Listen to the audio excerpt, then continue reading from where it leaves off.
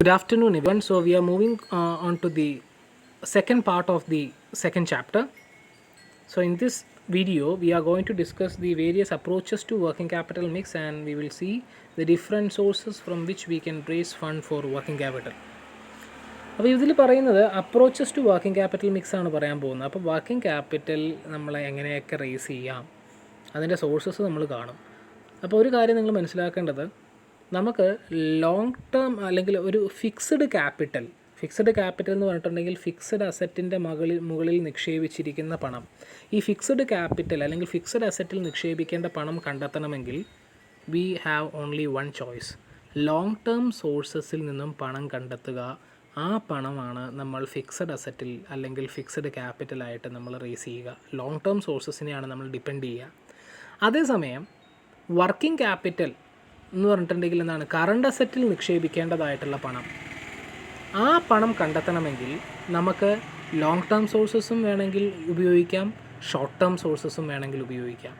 അപ്പോൾ ഇതിൽ long term sources എത്രത്തോളം ഉപയോഗിക്കണം, ഷോർട്ട് ടേം സോഴ്സസ് എത്രത്തോളം ഉപയോഗിക്കണം, വർക്കിംഗ് ക്യാപിറ്റലായിട്ട് പണം കണ്ടെത്തണമെങ്കിൽ അല്ലെങ്കിൽ കറണ്ട് അസറ്റിൻ്റെ മുകളിൽ നിക്ഷേപിക്കണമെങ്കിൽ പണം കണ്ടെത്തണമെങ്കിൽ long term sources of finance എത്രത്തോളം ഉപയോഗിക്കണം, short term sources of finances എത്രത്തോളം കണ്ടെത്തണം. ഇതാണ് ബേസിക്കലി ഈ 4 അപ്രോച്ചസിനും ഒരു എന്താ പറയുക, അതിനൊരു ഒറിജിൻ കൊടുത്തത് തന്നെ ആ ഒരു ചിന്തയാണ്. ഓക്കെ, അപ്പോൾ നമുക്കറിയാം ലോങ് ടേം സോഴ്സസിൽ നിന്ന് പണം കണ്ടെത്തുക എന്ന് പറയുന്നത് കോസ്റ്റ്ലിയാണ്, പക്ഷേ റിസ്ക് വളരെ കുറവാണ്. കാരണം എന്താണ്, നമുക്ക് റീപേയ്മെൻറ്റ് പതുക്കെ അടച്ചാൽ മതി, അതുകൊണ്ട് റിസ്ക് കുറവാണ് അതിൽ, റൈറ്റ്. അപ്പോൾ കോസ്റ്റ് കൂടുതലാണ് പക്ഷേ റിസ്ക് കുറവാണ് ലോങ് ടേം സോഴ്സസിൽ നിന്ന് പണം കണ്ടെത്തുമ്പോൾ. ഷോർട്ട് ടേം സോഴ്സസിൽ നിന്ന് പണം കണ്ടെത്തുമ്പോഴോ കോസ്റ്റ് കമ്പാരിറ്റീവ്ലി കുറവാണ്, നമുക്ക് പെട്ടെന്ന് കോസ്റ്റ് വളരെ ചുരുങ്ങിയ കോസ്റ്റ് കൊണ്ട് കണ്ടെത്താം, പക്ഷേ റിസ്ക് വളരെ കൂടുതലാണ്. കാരണം we have to repay it very soon. അപ്പോൾ ചുരുക്കി പറഞ്ഞു കഴിഞ്ഞിട്ടുണ്ടെങ്കിൽ വർക്കിംഗ് ക്യാപിറ്റലിന് വേണ്ട പണം കണ്ടെത്തുമ്പോൾ അല്ലെങ്കിൽ കറണ്ട് അസറ്റിൽ നിക്ഷേപിക്കേണ്ട പണം കണ്ടെത്തുമ്പോൾ നമുക്ക് ഷോർട്ട് ടേം സോഴ്സസും ഉപയോഗിക്കാം, ലോങ് ടേം സോഴ്സസും ഉപയോഗിക്കാം. ഇത് എത്രത്തോളമൊക്കെ ഉപയോഗിക്കണം, ഷോർട്ട് ടേം സോഴ്സസും ലോങ് ടേം സോഴ്സസും തമ്മിലൊരു ബാലൻസിങ് വേണം. ഈ കാര്യങ്ങളാണ് ഈ അപ്രോച്ചുകൾ സൂചിപ്പിക്കുന്നത്. അപ്പോൾ ആദ്യം hedging approach, conservative approach, second one, third one is aggressive approach. പ്രധാനമായിട്ടും ഈ 3 അപ്രോച്ചുകളാണുള്ളത്. അതുകൂടാതെ സീറോ വർക്കിംഗ് ക്യാപിറ്റൽ അപ്രോച്ചും ഉണ്ടെന്ന് മാത്രം. അപ്പോൾ ഹെഡ്ജിങ് അപ്രോച്ചിൻ്റെ മറ്റൊരു പേരാണ് മാച്ചിങ് അപ്രോച്ച്. അത് എന്തുകൊണ്ടാണെന്ന് നമുക്ക് നോക്കാം. പിന്നെ the conservative approach, the aggressive approach.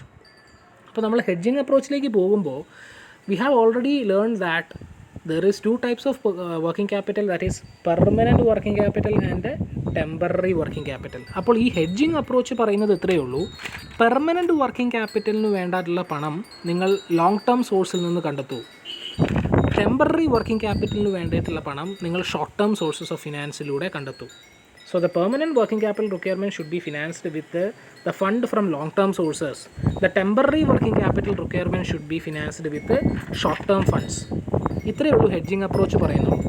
അപ്പോൾ ഈ ഹെഡ്ജിങ് അപ്രോച്ചിന് മാച്ചിങ് അപ്രോച്ച് എന്നൊരു പേര് വരാൻ കാരണം എന്താണെന്ന് ചോദിച്ചു കഴിഞ്ഞിട്ടുണ്ടെങ്കിൽ, ഇപ്പോൾ ഒരു കമ്പനി എടുക്കുക, ആ കമ്പനിക്ക് ഒരു ട്രക്ക് വാങ്ങണം. അപ്പം ഇങ്ങനെ ഇമാജിൻ ചെയ്യുക, ഈ ട്രക്ക് ഇന്ന് മേടിച്ച് കഴിഞ്ഞിട്ടുണ്ടെങ്കിൽ ഒരു 20 അല്ലെങ്കിൽ ഒരു 10 വർഷമാണ് ട്രക്കിൻ്റെ ലൈഫ് എന്ന് കരുതുക. 10 വർഷം കഴിഞ്ഞാൽ ഈ ട്രക്ക് ഉപയോഗശൂന്യമാകും എന്നുള്ളത് നിങ്ങൾ സങ്കല്പിക്കുക. അപ്പോൾ ഈ ട്രക്ക് മേടിക്കാൻ വേണ്ടിയിട്ടുള്ള പണം നമ്മൾ ഫിനാൻസ് ചെയ്യുന്നത് ആ ട്രക്കിൻ്റെ ലൈഫ് പീരീഡിൻ്റെ അത്രയുമുള്ള ഒരു ലോൺ തുകയുമായിട്ട് വേണം. ഫോർ എക്സാമ്പിൾ, ഒരു ട്രക്ക് മര്യാദക്കൊക്കെ മെയിൻറ്റെയിൻ ചെയ്യുകയാണെങ്കിൽ 10 വർഷം നമുക്ക് കേടുകൂടാതെ ഉപയോഗിക്കാം. 10 വർഷം കഴിഞ്ഞാൽ ആ ട്രക്ക് ഡിസ്പോസ് ചെയ്യണം. ആ ഒരു രീതിയാണ്. ആ ട്രക്കിൻ്റെ ലൈഫ് സ്പാൻ 10 വർഷമാണെന്ന് കരുതുക.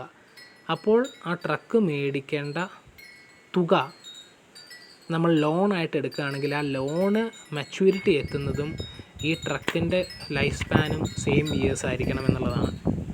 It refers to the process of matching maturity of the debt. 10 വർഷം കൊണ്ട് ആ കടം അടച്ചാൽ മതി. And the maturity of the financial need. In this approach maturity as a source of fund should match the nature of the asset to be financed. Like എന്താ പറയുക, ആ truck 10 വർഷമേ ഉപയോഗിക്കാൻ പറ്റുള്ളൂ എന്ന് കരുതുക. ആ ട്രക്ക് മേടിക്കാൻ ഒരു 30 ലക്ഷം രൂപയായി എന്ന് കരുതുക. ഈ 30 ലക്ഷം രൂപ നമ്മൾ 10 വർഷം കൊണ്ടാണ് തിരിച്ചടയ്ക്കേണ്ടത്.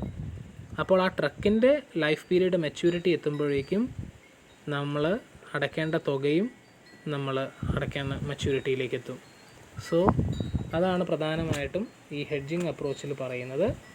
എപ്പോഴും എന്താണ്, നമ്മളുടെ ആ ലൈഫ് പീരിയഡ് പ്രധാനമായിട്ടും അത് മാച്ച് ചെയ്യണം എന്നുള്ളതാണ് പറയുന്നത്. Okay, the life of an asset should match with the maturity of source of finance. The life of an asset should match with the maturity of source of finance. അതാണ് പ്രധാനമായിട്ടും പറയുന്നത്.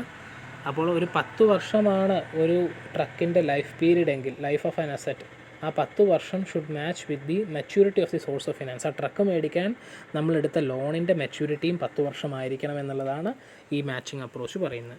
അപ്പോൾ അതാണ് ഹെഡ്ജിങ് അപ്രോച്ച്. പ്രധാനമായിട്ടും matching approach എന്നുള്ള പേര് ഓർത്ത് വെക്കുക. Permanent working capital long term sources ഉപയോഗിച്ചും temporary working capital short term sources use ചെയ്തിട്ടാണെന്നുള്ളത് മനസ്സിലാക്കുക. കൺസർവേറ്റീവ് അപ്രോച്ച് എന്നുള്ള പേര്, കൺസർവേറ്റീവ് അപ്രോച്ച് എന്ന് പറയുമ്പോൾ തന്നെ നമുക്കറിയാം കൺസർവേറ്റീവ് റിസ്ക് കുറവുള്ള പരിപാടിയാണ് അല്ലേ. അപ്പോൾ നമ്മൾ ഏത് സോഴ്സ് ആയിരിക്കും കൂടുതൽ ഉപയോഗിക്കുക? നമ്മൾ നേരത്തെ പറഞ്ഞു ലോങ് ടേം സോഴ്സസ് എന്ന് പറഞ്ഞാൽ കോസ്റ്റ് കൂടുതലാണ് പക്ഷേ റിസ്ക് കുറവാണ്. ഷോർട്ട് ടേം സോഴ്സസോ കോസ്റ്റ് കുറവാണ് പക്ഷേ റിസ്ക് കൂടുതലാണ്. അപ്പോൾ കൺസർവേറ്റീവ് അപ്രോച്ച് എന്ന് പറഞ്ഞാൽ റിസ്ക് കുറവെടുക്കുന്ന എന്തോ പരിപാടിയാണ്. അതുകൊണ്ട് തന്നെ അത് ലോങ് ടേം സോഴ്സസ് ആയിരിക്കും ഇമ്പോർട്ടൻസ് കൊടുക്കുക. എന്താ പറയുന്നത്? This approach suggest that the entire estimated investment in current asset എന്ന് വെച്ചിട്ടുണ്ടെങ്കിൽ entire working capital requirement should be finance from long term sources. കാരണം ലോങ് ടേം സോഴ്സിൽ നിന്ന് പണം കണ്ടെത്തുക എന്ന് പറയുന്നത് കോസ്റ്റ് കൂടുതലാണെങ്കിൽ റിസ്ക് വളരെ കുറവാണ്. And short term should be use only four emergency requirement. Short term sources ഉപയോഗിക്കാം, പക്ഷേ എന്തെങ്കിലും എമർജൻസി റിക്വയർമെൻറ്റ് വരുമ്പോൾ മാത്രം. കൂടുതലും ലോങ് ടേം വർക്കിംഗ് ക്യാപിറ്റൽ റിക്വയർമെൻറ്റ്സിന് വേണ്ട പണം കണ്ടെത്തേണ്ടത് ലോങ് ടേം സോഴ്സസിൽ നിന്നുമാണ്. ഇതാണ് കൺസർവേറ്റീവ് അപ്രോച്ച് പറയുന്നത്. ലിക്വിഡിറ്റി വളരെ കൂടുതലായിരിക്കും, കാരണം പതുക്കെ നമുക്ക് ആ കടം തിരിച്ചടച്ചാൽ മതി. അതുകൊണ്ട് തന്നെ റിസ്ക് വളരെ കുറവായിരിക്കും. But the cost of financing relatively more. Cost of finance കൂടുതലായിരിക്കും ഷോർട്ട് ടേം സോഴ്സസ് വെച്ച് നോക്കുമ്പോൾ, പക്ഷേ റിസ്ക് കുറവാണ്, ലിക്വിഡിറ്റി കൂടുതലുമാണ്. ഇതാണ് കൺസർവേറ്റീവ് അപ്രോച്ച് പറയുന്നത്. അപ്പോൾ ഈ കൺസർവേറ്റീവ് അപ്രോച്ചും ഹെഡ്ജിങ് അപ്രോച്ചും തമ്മിലൊരു ട്രേഡ് ഓഫ് വേണം എന്നുള്ളതാണ്. ഹെഡ്ജിങ് അപ്രോച്ച് പറയുന്നത് എന്താണ്? ഹെഡ്ജിങ് അപ്രോച്ച് പ്രധാനമായിട്ടും ഷോർട്ട് ടേം സോഴ്സസിനെയാണ് കൂടുതലും നമ്മൾ ടെമ്പററി വർക്കിംഗ് ക്യാപിറ്റലിന് വേണ്ടി ഉപയോഗിക്കുന്നത്. അപ്പം അതുകൊണ്ട് തന്നെ ലോ കോസ്റ്റാണ് അവിടെ, പക്ഷേ അവിടെ ഹൈ പ്രോഫിറ്റും ഹൈ റിസ്ക്കും ഉണ്ട് അല്ലേ. ലോ കോസ്റ്റാണ് പക്ഷേ നമുക്ക് ഹൈ റിസ്ക് ഉണ്ട് അവിടെ. കാരണം എന്താണ്? ഹൈ റിസ്ക് എന്ന് പറഞ്ഞാൽ നമുക്ക് എപ്പോൾ വേണമെങ്കിലും ആ പണം തിരിച്ചടക്കേണ്ടതായിട്ട് വരും. ഹൈ റിസ്ക് എടുക്കുന്നതുകൊണ്ട് തന്നെ അവിടെ ഹൈ പ്രോഫിറ്റും ഉണ്ട്. പക്ഷേ കൺസർവേറ്റീവ് അപ്രോച്ചിൽ എന്താ പറയുന്നത്?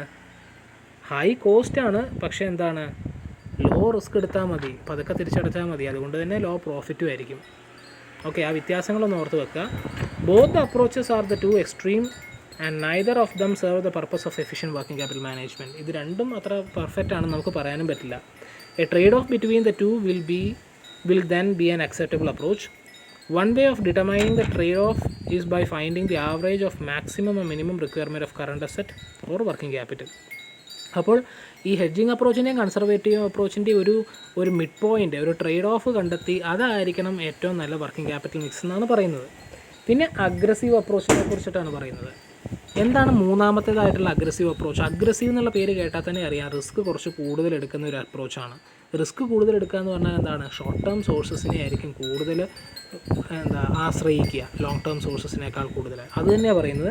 The aggressive approach suggest that the entire estimated requirement of current asset or working capital invest ചെയ്യേണ്ട entire fund should be financed from short term sources and even a part of fixed asset investment be financed from short term sources. കൂടുതലും short term sources ഫണ്ടിനെ ഉപയോഗിക്കുക working capital റിക്വയർമെൻറ്റിന് വേണ്ടിയിട്ട്.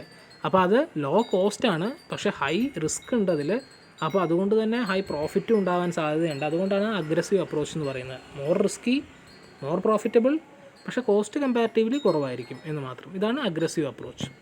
Zero working capital approach എന്ന് പറഞ്ഞാൽ എന്താണ്? Zero working capital എന്ന് പറഞ്ഞാൽ എന്താണ്? കറണ്ട് അസറ്റിൻ്റെ മുകളിലൊന്നുമില്ല. അല്ലെങ്കിൽ നമുക്കിങ്ങനെ പറയാൻ പറ്റും, നമുക്ക് വർക്കിംഗ് ക്യാപിറ്റൽ അപ്രോച്ച് പലതുണ്ട്. നെറ്റ് കൺസെപ്റ്റും ഉണ്ട്, ഗ്രോസ് കൺസെപ്റ്റും ഉണ്ട്. അതിൽ നെറ്റ് കൺസെപ്റ്റ് എന്താണ് പറയുന്നത്? Working capital is equal to current asset minus current liability. അപ്പോൾ അതാണ് ഇവിടെ എടുത്തിരിക്കുന്ന സീറോ വർക്കിംഗ് ക്യാപിറ്റൽ കൺസെപ്റ്റ് എന്ന് പറയുന്നത്. കറണ്ട് അസറ്റും കറണ്ട് ലയബിലിറ്റി എപ്പോഴും ഈക്വലായിട്ട് മെയിൻറ്റെയിൻ ചെയ്യുക. That means current asset minus current liability is equal to zero.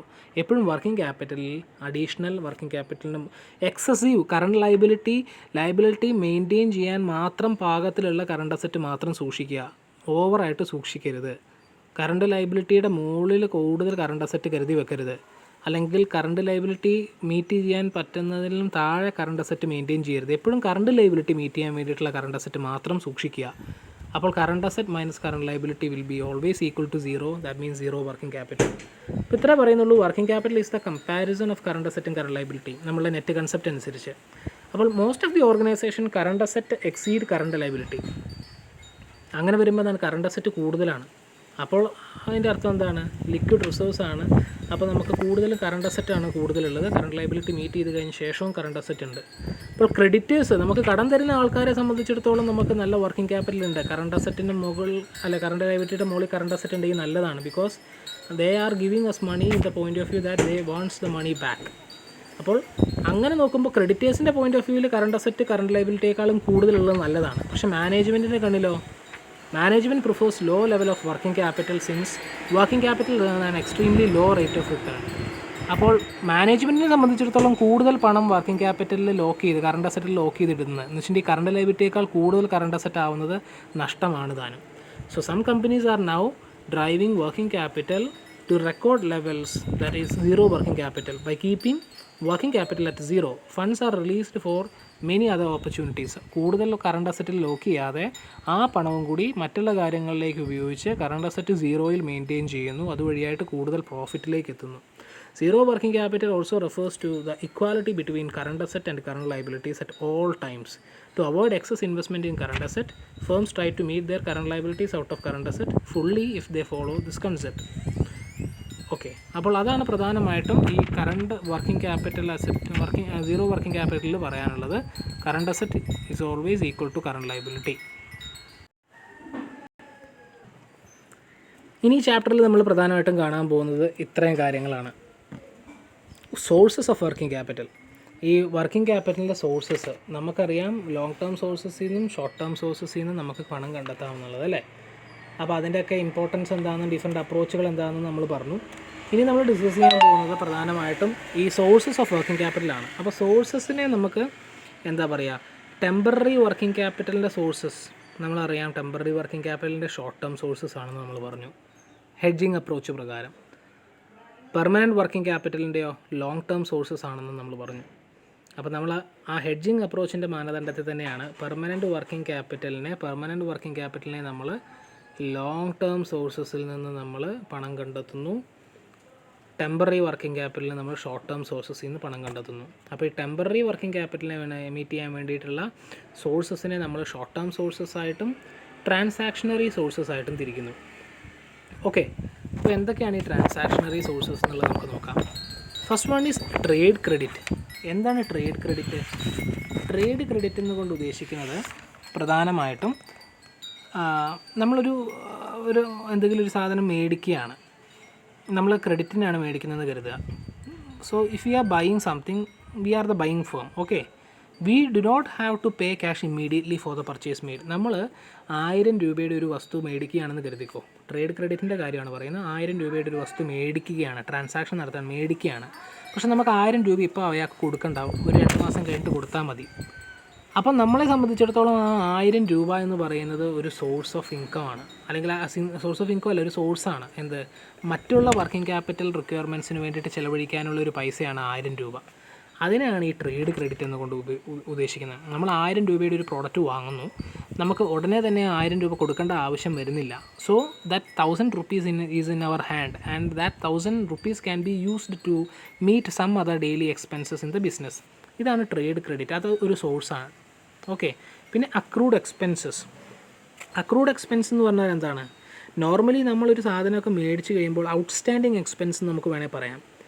Because a firm can postpone the payment of expenses to shorter period. നമുക്ക് വേണമെങ്കിൽ shorter പീരീഡിലേക്ക് നമുക്ക് നമ്മളുടെ എക്സ്പെൻസുകൾ പോസ്റ്റ്പോൺ ചെയ്യാൻ സാധിക്കും. അപ്പോൾ അത് ഒരു മാസം കഴിഞ്ഞിട്ട് ഞാൻ പേ ചെയ്യാമെന്ന് പറയുന്നു. അപ്പോൾ ആ 1 മാസം വരെ എന്ന് പറയുന്ന സമയത്ത് it is not yet due and it is not yet paid. അത്തരത്തിലുള്ള എക്സ്പെൻസുകളാണ് ഈ അക്രൂഡ് എക്സ്പെൻസ് എന്ന് പറയുന്നത്.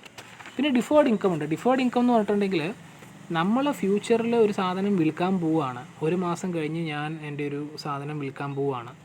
അപ്പോൾ ആ ഒരു വിൽക്കാൻ പോകുന്ന സാധനത്തിന് നമുക്ക് ഇന്ന് തന്നെ പണം കിട്ടുന്നു. ഒരു മാസം മുൻപേ നമുക്ക് പണം കിട്ടുന്നു. ആ ഒരു ഇൻകമാണ് ഡിഫേർഡ് ഇൻകം. അത് നമുക്കൊരു source of working capital, source of income ആണ് അല്ലേ, സോഴ്സ് ഓഫ് വർക്കിംഗ് ക്യാപിറ്റലാണ്. പിന്നെ ഡിപ്രീസിയേഷൻ പറയുന്നു. നമ്മൾ എല്ലാ വർഷവും ഡിപ്രീസിയേഷനായിട്ട് നമ്മൾ കുറച്ച് പൈസ എഴുതി മാറ്റി തള്ളുന്നുണ്ട്. അത് ഡിപ്രീസിയേഷനായിട്ട് നമ്മൾ എഴുതി തള്ളുന്നെങ്കിലും അത് ബിസിനസ്സിന് പുറത്തേക്ക് പോകുന്നില്ല. ആ ഫണ്ട് അവിടെ തന്നെ ഉണ്ട്. അപ്പോൾ ആ ഒരു പണവും നമുക്ക് വർക്കിംഗ് ക്യാപിറ്റലിൻ്റെ ട്രാൻസാക്ഷണറി സോഴ്സായിട്ട് നമുക്ക് കാണിക്കാൻ സാധിക്കും. അപ്പോൾ trade credit, accrued expense, deferred income, depreciation ഇതെല്ലാമാണ് transactionary sources of working capital. സാധാരണഗതിയിൽ ടെമ്പററി വർക്കിംഗ് ക്യാപിറ്റൽ മീറ്റ് ചെയ്യാൻ വേണ്ടിയിട്ട് നമുക്ക് ഈ ട്രാൻസാക്ഷണറി സോഴ്സസ് ഒക്കെ ഉപയോഗിക്കാം. അടുത്തത് ഈ ടെമ്പററി വർക്കിംഗ് ക്യാപിറ്റൽ മീറ്റ് ചെയ്യാൻ വേണ്ടിയിട്ടുള്ള ചില ഷോർട്ട് ടേം സോഴ്സുകളാണ്. ഒന്ന് കൊമേഴ്ഷ്യൽ പേപ്പറുകൾ നമ്മൾ പലതവണ നമ്മൾ ഡിസ്കസ് ചെയ്തിട്ടുണ്ട് എന്താണ് കൊമേഴ്ഷ്യൽ പേപ്പർ എന്നുള്ളത്. ഒരു കൊമേഴ്ഷ്യൽ പേപ്പർ എന്ന് പറഞ്ഞിട്ടുണ്ടെങ്കിൽ അതിനൊരു ഫിക്സഡ് മെച്യൂരിറ്റി പീരീഡ് ഉണ്ടാകും. നോർമലി ഫ്രം 3 to 6 months ഉണ്ടാവും. അപ്പോൾ ഈ ലീഡിങ് അല്ലെങ്കിൽ നാഷണലി റെപ്യൂട്ടഡ് ക്രെഡിറ്റ് വർത്തി ഓർഗനൈസേഷൻസ് ഒക്കെയാണ് ഇത് ഇഷ്യൂ ചെയ്യുക. അപ്പോൾ നമുക്ക് വേണമെങ്കിൽ ഈ ഒരു കൊമേഴ്ഷ്യൽ പേപ്പർ നമ്മുടെ ഒരു കമ്പനി വളരെ ഫേമസ് ആയിട്ടുള്ള കമ്പനിയാണെങ്കിൽ നമുക്ക് കൊമേഴ്ഷ്യൽ പേപ്പർ ഇങ്ങനെ ഇഷ്യൂ ചെയ്യാം. കൊമേഴ്ഷ്യൽ പേപ്പർ ഇഷ്യൂ ചെയ്യുമ്പോൾ ആൾക്കാർ അതെന്തായാലും മേടിക്കും, ഞാൻ പറഞ്ഞ പൈസ തന്ന് മേടിക്കും. അപ്പോൾ നമുക്കൊരു 3 to 6 months കൊണ്ടൊക്കെ അവരെ അത് റീപേ ചെയ്താൽ മതി. നമുക്കൊരു സോഴ്സ് ഓഫ് ഇൻകം ആയിട്ട് പൈസ കിട്ടുകയും ചെയ്യും. ഇതാണ് കൊമേഴ്ഷ്യൽ പേപ്പർ. ആക്ച്വലി നമ്മൾ ബോറോ ചെയ്യുകയാണെന്ന് വേണമെങ്കിൽ പറയാം. പിന്നെ ബോറോയിങ്സ് ഫ്രം കൊമേഴ്ഷ്യൽ ബാങ്ക്സ്, നമുക്ക് കൊമേഴ്ഷ്യൽ ബാങ്കുകളിൽ നിന്ന് ലോണുകൾ നമുക്ക് എടുക്കാൻ സാധിക്കും. പബ്ലിക് ഡെപ്പോസിറ്റ്, ഈ ജനറൽ പബ്ലിക്കിൻ്റെ കയ്യിൽ നിന്ന് നമുക്ക് ഡെപ്പോസിറ്റുകൾ നേരിട്ട് അക്സെപ്റ്റ് ചെയ്യാം. ഫാക്ടറിങ് നടത്താം. ഫാക്ടറിങ് കൊണ്ട് എന്താ ഉദ്ദേശിക്കുന്നത്, നമ്മളൊരു സാധനം നമ്മളൊരു കടക്കാരനാണെന്ന് കരുതുക. നമ്മൾ ഒരു വ്യക്തിക്ക് നമ്മൾ ഒരു പ്രൊഡക്റ്റ് വിറ്റു, 10,000 രൂപയുടെ ഒരു പ്രൊഡക്റ്റ് വിറ്റു. ആ 10,000 രൂപ ആ വ്യക്തി നമുക്കിപ്പോൾ തരുന്നില്ല, പക്ഷേ നമുക്കൊരു ബില്ല് തരികയാണ്. ഞാൻ 2 മാസം കഴിയുമ്പോൾ 10,000 രൂപ തന്നുകൊള്ളാം എന്ന് പറഞ്ഞൊരു ബില്ല് തരികയാണ്. അപ്പോൾ എന്നെ സംബന്ധിച്ചിടത്തോളം ഞാൻ വിറ്റതിന് എനിക്ക് ഇപ്പോൾ 10,000 രൂപ എനിക്ക് പെട്ടെന്ന് തന്നെ കിട്ടണം. ഞാൻ ഉടനെ തന്നെ ഈ ബില്ല് ഒരു ഫാക്ടർ ലൈക്ക് ബാങ്കിൻ്റെ അടുത്ത് കൊണ്ടുപോയിട്ട് പറയുകയാണ് എനിക്കിതൊന്ന് ഫാക്ടർ ചെയ്ത് തരണം എന്ന് പറയുന്നു. ബാങ്ക് എന്ത് ചെയ്യുന്നു, അതിലൊരു പർട്ടിക്കുലർ പെർസെൻറ്റേജ് തുക എടുത്തിട്ട് ഒരു 10,000 രൂപയിൽ ഒരു 9,000 റുപ്പീസ് എനിക്ക് അപ്പം തന്നെ എൻക്യാഷ് ചെയ്യുന്നു. ഓക്കെ, ബാക്കി 1,000 റുപ്പീസ് മറ്റ് ചാർജുകൾക്കും ഇതിനു വേണ്ടിയിട്ടും ഫാക്ടർ യൂസ് ചെയ്യുന്നു. ആ ഫാക്ടർ പിന്നീട് 2 മാസം കഴിയുമ്പോൾ ഈ പ്രൊഡക്റ്റ് മേടിച്ച വ്യക്തിയിൽ നിന്ന് 10,000 രൂപ കളക്ട് ചെയ്താൽ മതി. ഓക്കെ, അപ്പോൾ നമ്മളെ സംബന്ധിച്ചിടത്തോളം, വിറ്റ ആളെ സംബന്ധിച്ചിടത്തോളം നമുക്ക് പെട്ടെന്ന് തന്നെ പണം കിട്ടുന്നു. 2 മാസം വെയിറ്റ് ചെയ്യേണ്ട 10,000 രൂപയ്ക്ക് വേണ്ടിയിട്ട്. ഇന്ന് തന്നെ ഫാക്ടർ ചെയ്താൽ ഇന്ന് തന്നെ 9,000 റുപ്പീസ് കിട്ടും. ഓക്കെ, അപ്പോൾ ആ വിറ്റ വ്യക്തിയെ സംബന്ധിച്ചിടത്തോളം 2 മാസം കഴിഞ്ഞ് കിട്ടുന്ന 10,000 രൂപയേക്കാളും വിലപ്പെട്ടത് ഇപ്പോൾ കിട്ടുന്ന 9,000 രൂപയാണ് എന്നുള്ളൊരു കൺസെപ്റ്റാണ് അവിടെയുള്ളത്. സോ അതാണ് ഫാക്ടറിങ്. ഇൻഡിജീനിയസ് ബാങ്കേഴ്സ് എന്ന് പറഞ്ഞിട്ടുണ്ടെങ്കിൽ നമ്മൾ ബാങ്കിൽ നിന്ന് ലോൺ എടുക്കുന്നത് പോലെ തന്നെ നമ്മൾ ഇൻഡിജീനിയസ് ബാങ്കേഴ്സിൽ നിന്നും ലോൺ എടുക്കുക, പ്രൈവറ്റ് മണി ലെൻഡേഴ്സിൻ്റെ കയ്യിൽ നിന്ന് ലോൺ എടുക്കുക. ഇതാണ് ഇൻഡിജീനിയസ് ബാങ്കേഴ്സ്. അപ്പോൾ ഇതെല്ലാം ഷോർട്ട് ടേം സോഴ്സസ് ആണ്. ഷോർട്ട് ടേം സോഴ്സസ് നിന്ന് പണം കണ്ടെത്തുമ്പോൾ എന്താണ്, ലോ കോസ്റ്റ് ആയിരിക്കും. അതേപോലെ തന്നെ ലിക്വിഡിറ്റിയും വളരെ കുറവായിരിക്കും. കാരണം എന്താണ്, നമുക്ക് പെട്ടെന്ന് തന്നെ ഇതെല്ലാം തിരിച്ചടയ്ക്കേണ്ടതായിട്ട്. കൊമേഴ്ഷ്യൽ പേപ്പറൊക്കെ എടുക്കുകയാണെങ്കിൽ നമുക്ക് 2-3-6 മാസത്തിനുള്ളിൽ നമ്മൾ തിരിച്ച് കൊടുക്കണം ആ പൈസ. അപ്പോൾ കോസ്റ്റ് കുറവായിരിക്കും, പക്ഷേ ലിക്വിഡിറ്റി വളരെ കുറവാണ്. അതുകൊണ്ട് തന്നെ പ്രോഫിറ്റബിലിറ്റി ഇവിടെ വളരെ കൂടുതലായിരിക്കും. ഓക്കെ, ലോ കോസ്റ്റ് ആയതുകൊണ്ട് ലോ പ്രോഫിറ്റബിലിറ്റി ആയിരിക്കും, ഹൈ പ്രോഫിറ്റബിലിറ്റി ആയിരിക്കും. ഓക്കെ, പക്ഷേ റിസ്ക് കൂടുതലാണ് അവിടെ, ലിക്വിഡിറ്റി കുറവുമാണ്. അതുകൊണ്ട് തന്നെ ഇനി നമ്മൾ പറയുന്നത് പെർമനൻറ്റ് വർക്കിംഗ് ക്യാപിറ്റലിൻ്റെ സോഴ്സസ് ആണ്. ഇത് നമ്മൾ വളരെയധികം നമുക്ക് അറിയുന്ന സംഗതികളാണ്. Equity shares, preference shares, debentures, retained earnings, term loans എന്നൊക്കെ പറയുന്നത്. ഇക്വിറ്റി ഷെയർ എന്ന് പറഞ്ഞിട്ടുണ്ടെങ്കിൽ ഒരു കമ്പനി അവരുടെ ടോട്ടൽ ക്യാപിറ്റലിനെ ഡിവൈഡ് ചെയ്ത് ഷെയറുകളായിട്ട് വിൽക്കുന്നു ഷെയർ മാർക്കറ്റിൽ. നമുക്ക് we can buy the shares and we can be part of the company. Whoever buys a equity share is becoming an owner of the business itself. നമ്മൾ ആ ബിസിനസ്സിൻ്റെ ഒരു ഭാഗമാകുന്നു. നമുക്ക് ഡിവിഡൻറ്റിന് അർഹരാണ് നമ്മൾ. അതേപോലെ തന്നെ എന്താ പറയുക, നമുക്ക് ഷെയറിൻ്റെ അപ്രീസിയേഷൻ വരുമ്പോൾ അതിൻ്റെയും ഡിവിഡൻറ്റിനും അർഹരാണ്, ക്യാപിറ്റൽ അപ്രീസിയേഷനും നമ്മൾ അർഹരാണ് നമ്മൾ. ഓക്കെ, അപ്പോൾ അതാണ് പ്രധാനമായിട്ടും ഇക്വിറ്റി ഷെയറിൻ്റെ കാര്യം. പ്രിഫറൻസ് ഷെയറുകൾ എന്ന് പറഞ്ഞു കഴിഞ്ഞിട്ടുണ്ടെങ്കിലോ, പ്രിഫറൻസ് ഷെയറുകൾ എന്ന് പറഞ്ഞു കഴിഞ്ഞിട്ടുണ്ടെങ്കിൽ മറ്റൊരു തരത്തിലുള്ള ഷെയറുകളാണ്. We have a preferential right over equity shares എന്ന് അറിയാം. കാരണം എന്താണ്, ഡിവിഡൻറ്റ് പേ ചെയ്യുമ്പോൾ ആദ്യം പ്രിഫറൻസ് ഷെയർസിന് കൊടുത്തിട്ട് വേണം ഇക്വിറ്റി ഷെയർ ഹോൾഡേഴ്സിന് ഡിവിഡൻറ്റ് കൊടുക്കാൻ. നോർമലി പ്രിഫറൻസ് ഷെയർസിൻ്റെ ഡിവിഡൻഡ് റേറ്റ് ആദ്യമേ ഡിക്ലെയർ ചെയ്തിട്ടുണ്ടാവും. ഇക്വിറ്റി ഷെയറിൻ്റെ ആദ്യം ഡിക്ലെയർ ചെയ്തിട്ടുണ്ടാവില്ല. അപ്പോഴത്തെ പ്രോഫിറ്റ് എത്രയാണെന്ന് കണ്ടെത്തിയിട്ട് അതിൻ്റെ ഒരു ശതമാനമായിരിക്കും ഇക്വിറ്റി ഷെയർ ഹോൾഡേഴ്സിൻ്റെ ഡിവിഡൻഡ്. പ്രിഫറൻസ് ഷെയർസിൻ്റെ ഓൾറെഡി ഡിക്ലെയർഡ് ഡിവിഡൻഡ് ആയിരിക്കും. നോർമലി ഇക്വിറ്റി ഷെയർ ഹോൾഡേഴ്സിന് ഡിവിഡൻഡ് കൊടുക്കുന്നതിന് മുമ്പ് തന്നെ പ്രിഫറൻസ് ഷെയർ ഹോൾഡേഴ്സിന് ഡിവിഡൻഡ് കൊടുക്കും. അതുകൊണ്ടാണ് പ്രിഫറൻഷ്യൽ റൈറ്റ് ഉണ്ടെന്ന് പറയുക. പക്ഷേ വോട്ടിംഗ് റൈറ്റ് എന്ന് പറയുന്നത് ഇക്വിറ്റി ഷെയർ ഹോൾഡേഴ്സിനേ ഉള്ളൂ, പ്രിഫറൻസ് ഷെയർ ഹോൾഡേഴ്സിന് ഉണ്ടാവില്ല. എന്താ പറയുക, equity shareholders are the part of the company, owner of the company എന്ന് വേണമെങ്കിൽ പറയാം. പ്രിഫറൻസ് ഷെയർസ് അങ്ങനെയല്ല. ഡിബെഞ്ചർ എന്നുകൊണ്ട് ഉദ്ദേശിക്കുന്നത് എന്താണ്? Actually we are borrowing money from the public. Debenture ഒരു പർട്ടിക്കുലർ ഇൻട്രസ്റ്റ് റേറ്റിൽ നിങ്ങൾക്ക് നമ്മൾ ബോറോ ചെയ്യുകയാണ് ഇൻട്രസ്റ്റ് പബ്ലിക്കിൻ്റെ കയ്യിൽ നിന്ന്. ഇപ്പോൾ ഒരു 8% ഡിബെഞ്ചർ ആണെങ്കിൽ നമ്മൾ കൊടുക്കുന്ന പൈസയ്ക്ക് 8% പലിശ ഈ കമ്പനി നമുക്ക് തന്നുകൊള്ളാമെന്ന് പറയുന്ന ഒരു കടപ്പത്രമാണ് ഡിബെഞ്ചർ എന്നുകൊണ്ട് ഉദ്ദേശിക്കുന്നത്.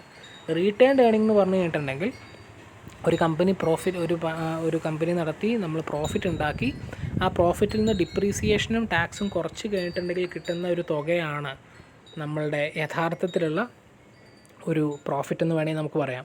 ഒരു പ്രോഫിറ്റ് ഉണ്ടാക്കി കഴിഞ്ഞാൽ ആ പ്രോഫിറ്റിൽ നിന്ന് ഡിപ്രീസിയേഷനും ടാക്സും കുറയ്ക്കണം. അതാണ് നമ്മുടെ റിയൽ ഇൻകം ഒരു കമ്പനിയുടെ. അപ്പോൾ ആ ഒരു തുകയിൽ നമ്മൾ എന്ത് ചെയ്യണം? കുറച്ച് ഡിവിഡൻ്റ് ആയിട്ട് കൊടുത്തിട്ടുണ്ടെങ്കിൽ the rest of the money is again invested in the business itself. അതിനെയാണ് ഈ റീറ്റേൺഡ് ഏണിംഗ് എന്ന് പറയുന്നത്. നമ്മൾ ഉണ്ടാക്കിയ പ്രോഫിറ്റിൽ ഡിപ്രീസിയേഷനും ടാക്സും കുറച്ച് കഴിഞ്ഞിട്ട് കിട്ടുന്നതാണ് നമ്മുടെ റിയൽ ഇൻകം. അതിൽ നമ്മൾ ഷെയർ ഹോൾഡേഴ്സിന് ഡിവിഡൻഡ് കൊടുത്തു കഴിഞ്ഞിട്ട് ചില പൈസ, അതിലെ കുറച്ച് പൈസ നമ്മൾ we will plough it back to the business. നമ്മളത് റീറ്റെയിൻ ചെയ്യും ബിസിനസ്സിലേക്ക് തന്നെ ഇൻവെസ്റ്റ് ചെയ്യാൻ വേണ്ടിയിട്ട്. അതിനെയാണ് റീറ്റേൺഡ് ഏണിങ്സ് എന്ന് പറയുന്നത്. ടേം ലോൺ എന്ന് പറഞ്ഞിട്ടുണ്ടെങ്കിൽ ബാങ്കുകളിൽ നിന്ന് തന്നെ നമ്മൾ എടുക്കുന്ന ദീർഘകാല വായ്പകൾ. നമ്മൾ ചിലപ്പം 10, 20, 30 വർഷത്തേനൊക്കെ നമ്മൾ ലോൺ എടുത്തിട്ടുണ്ടെങ്കിൽ അതൊക്കെയാണ് ടേം ലോണുകൾ. ഇപ്പോൾ ചുരുക്കി പറഞ്ഞിട്ടുണ്ടെങ്കിൽ ഇതെല്ലാമാണ് long term sources of finance. ഇതെല്ലാം permanent working capital needs meet ചെയ്യാൻ വേണ്ടി നമുക്ക് ഉപയോഗിക്കാം ആസ് പെർ ഹെഡ്ജിങ് അപ്രോച്ച്. ഇതെല്ലാം ഹൈ കോസ്റ്റാണ്. ഇതെല്ലാം നമുക്ക് റേസ് ചെയ്യാൻ ഹൈ കോസ്റ്റ് ഇൻവോൾവ് ആണ്. പക്ഷേ ലിക്വിഡിറ്റി എന്ന് പറയുന്നത് വളരെ കൂടുതലാണ്. കാരണം നമുക്ക് പതുക്കെ അടച്ചാൽ മതിയായിരിക്കും. അതുകൊണ്ട് തന്നെ റിസ്ക് വളരെ കുറവാണ്. അതുകൊണ്ട് തന്നെ പ്രോഫിറ്റബിലിറ്റിയും കുറവായിരിക്കും. അപ്പോൾ ഇതൊക്കെയാണ് പ്രധാനപ്പെട്ട sources of working capital. So that's all about this particular chapter. We have discussed in this particular video, we have discussed the different approaches to working capital mix and the different sources of working capital. Thank you.